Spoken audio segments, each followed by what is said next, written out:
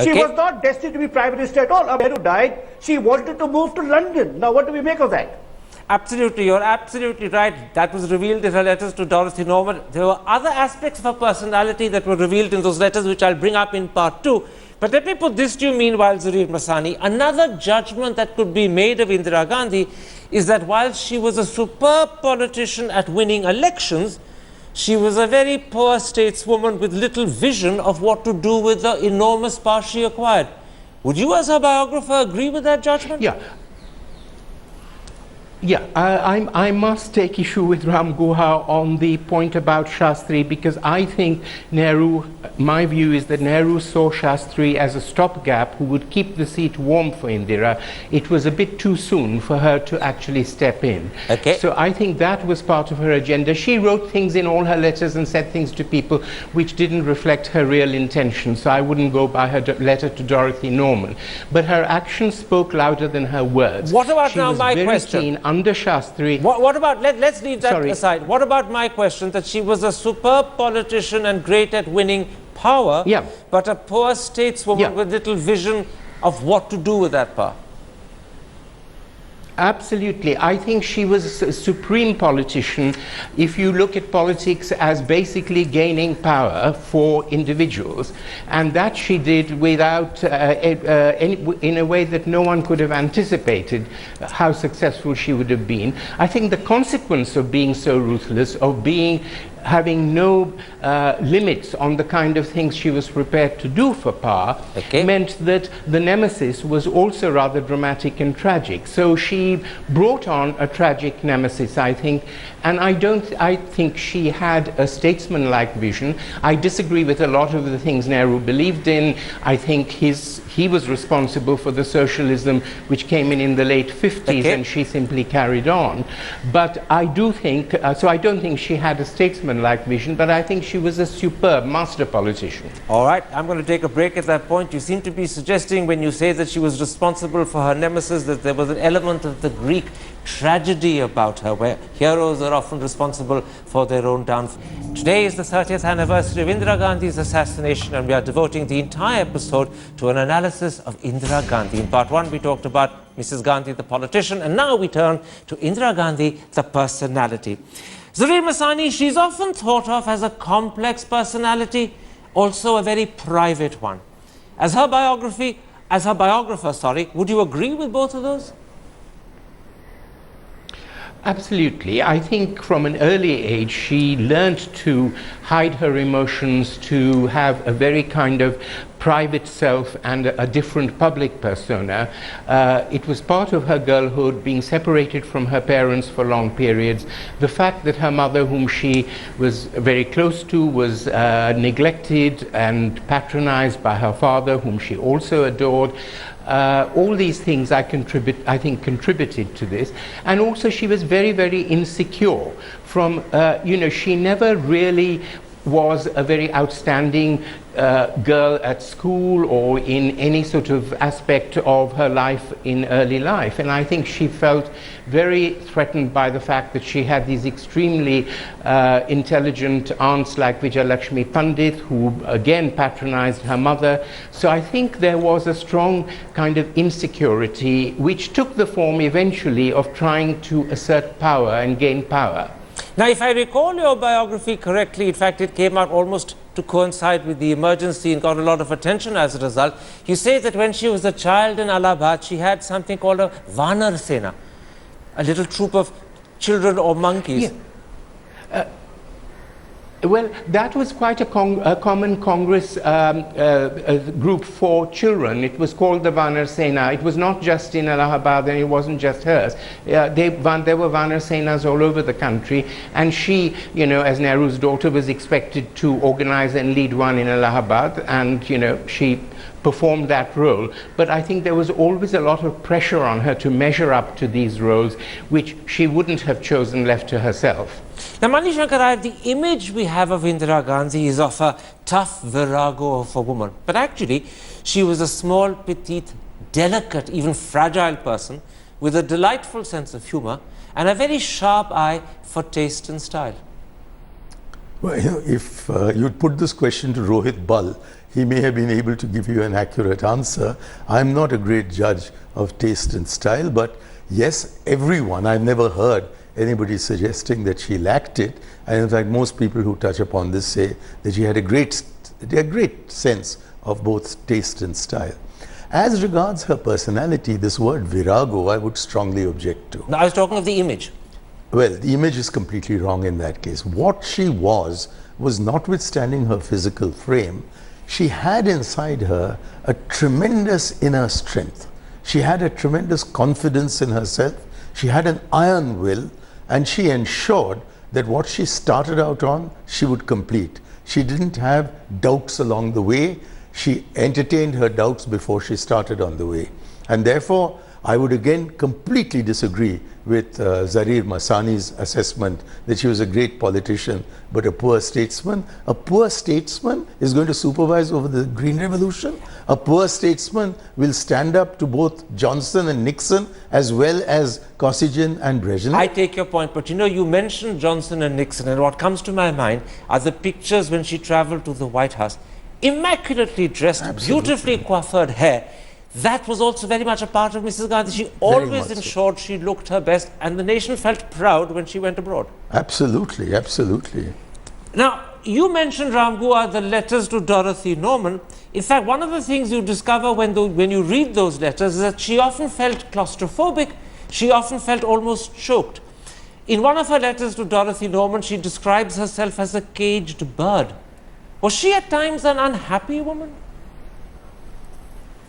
Absolutely. I mean, Zarir has talked about her upbringing, which made her lonely, being patronized by her aunts. But I'd like to just, if I may, share a fascinating detail about her personality that I found in the archives.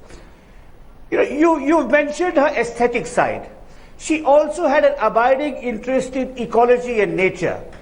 And in this program, you've criticized her rightly for many things, but if you will allow me 30 seconds, I want to share an anecdote with you. Go ahead. Which I found in the archives.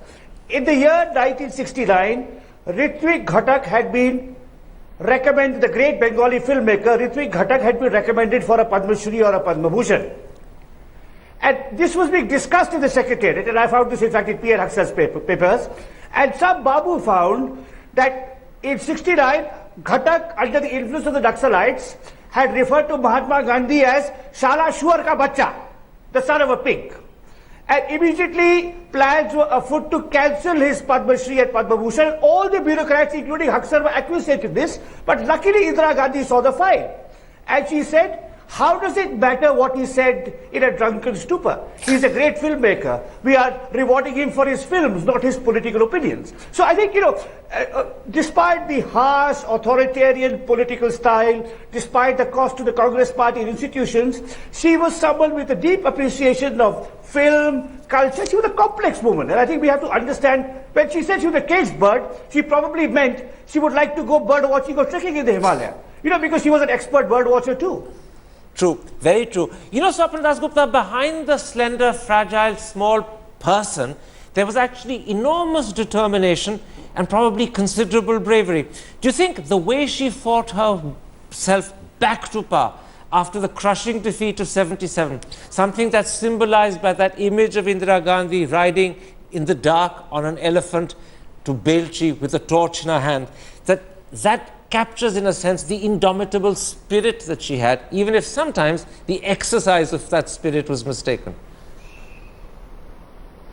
No. She was a supreme tactician. There's no question about it. She was a formidable opponent. She was a person who knew power.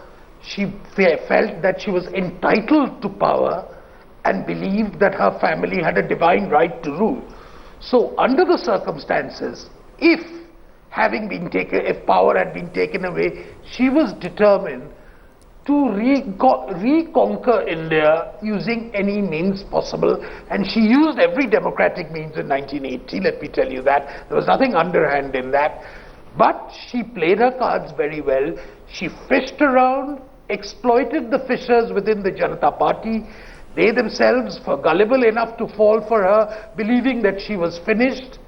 So, in the end, if you look at it, Indira Gandhi was certainly a very, very determined soul as far as her quest for power was concerned. Okay. But where I sort of have some unease with all these things about how stylish she was and what a lover of arts she was, yes, no doubt.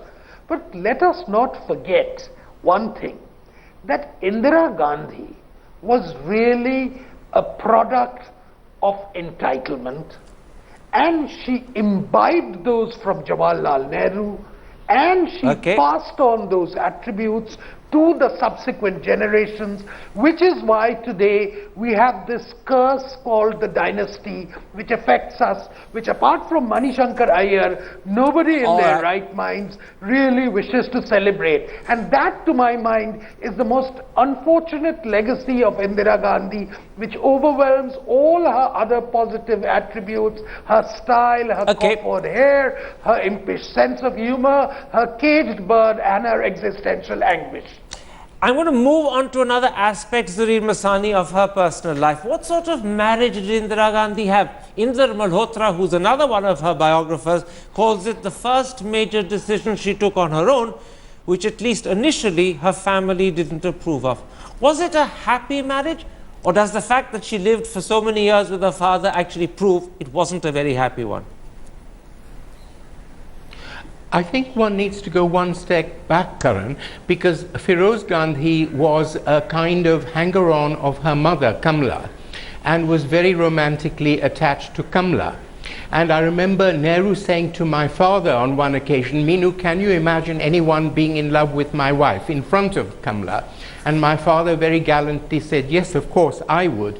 But it was about Feroz Gandhi that this remark was made. And when Kamla died, I think Feroz and Indira were brought closer together, and somehow that bond grew. So I don't know how much it was a kind of romantic love, but she definitely, I think, associated him with her mother and the love he'd had for Kamla.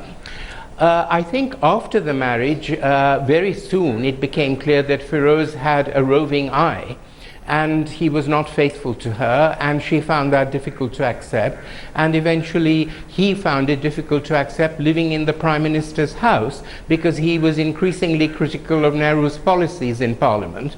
So it made sense, he felt he couldn't live in Nehru's house and go on criticizing Nehru's ministers, so he moved out, and Indira decided not to move with him and to stay with her father. And I think that was part of a decision on her part to now embrace political life and political power because her marriage had failed.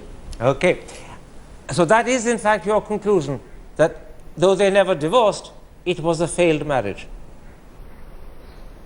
Oh, completely. I mean, everyone who knew them knew that. And I mean, they openly, Feroz was openly with other women. I mean, there were rumors about Indira and other men, but none of them have been confirmed.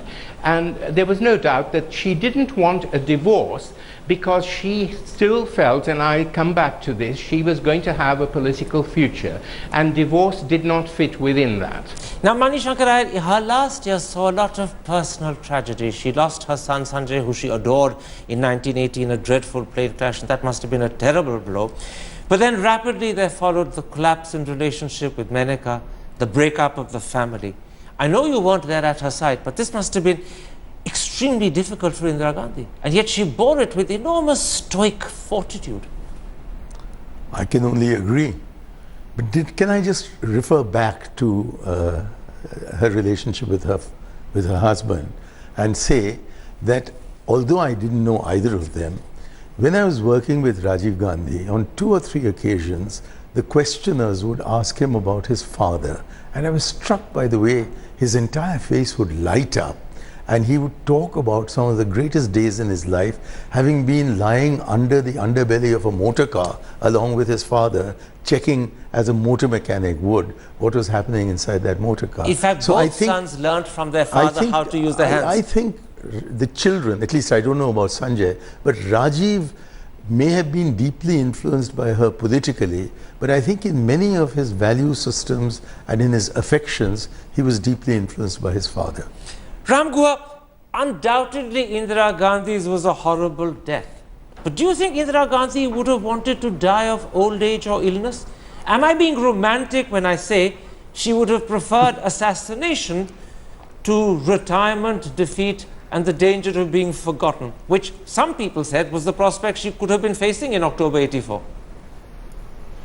Well, it's certainly true that she was very nervous about her electoral prospects. You know, she would go to Jammu and play the Hindu card and go to Srinagar and play the Muslim card. She was very nervous, she was very insecure.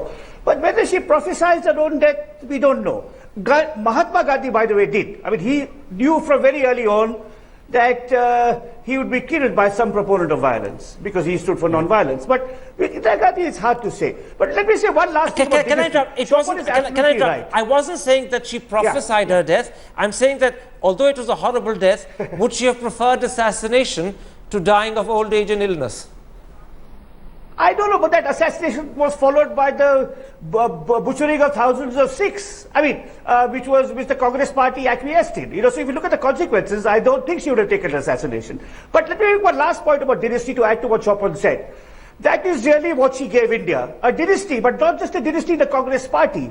Because if Indira Gandhi had not promoted her sons in India's most famous and oldest party, Karunanidhi may not have promoted his sons, Bal Thackeray may not have promoted his sons, Prakash Singh Badal may not have promoted his sons. So the dynastic democracy that we have had largely become is directly... Oh, we've lost Ram Gua at that particular point of time. I can't believe it. What a shame. Very quickly, Swapan, we have only 30 seconds left before this episode ends. I know you're not an admirer, but you're not altogether a critic of Indira Gandhi either. In 30 seconds, what's your verdict on her? I think she happened to be a prime minister who India had. Rather than fantasize about what she could have been, I think it's best to just look at her legacy for the moment. Unfortunately for us, the legacy is not very encouraging, but at the time in which she operated, she was indeed a very, very popular prime minister. So I think history will judge her far more cruelly than her contemporaries did at that time. A quick word from you. How strongly do you disagree? With Chopin? Yeah. I think history will begin, as it has already done to understand this Prime Minister. You asked at the start of this program whether she was a misunderstood woman. I think that's a very sexist question to have put. She was a much misunderstood Prime Minister, and as we go down and books about her come out and her period come out, it turns out more and more that she was indeed both a great Prime Minister and a great woman. I've got you back, Ram Kua. In 30 seconds, what's your verdict on Indira Gandhi? It's a bit journalistic, that question, but in 30 seconds, Ram, I'll go to Zureed and I'll go to Ram. Ram will be mic'd up by then. Zureed, 30 seconds, your verdict on Indira Gandhi. I think she was a consummate politician. She was undoubtedly popular for periods, but extremely unpopular at other times, and whenever she lost popularity, she used authoritarian measures. Okay. And I agree with Swapan and Ram on the fact that she left a very shallow legacy, which is mainly dynastic. Very quickly, Ram, literally in 15 seconds, your verdict on Indira Gandhi. Just 15 seconds. No, we don't have Ram again. I'm really sorry. How disappointing. We don't have Ram. It's tantalizing. I'd love to know what he was saying, but I'm afraid we never will. If you have been, thanks for watching this special episode.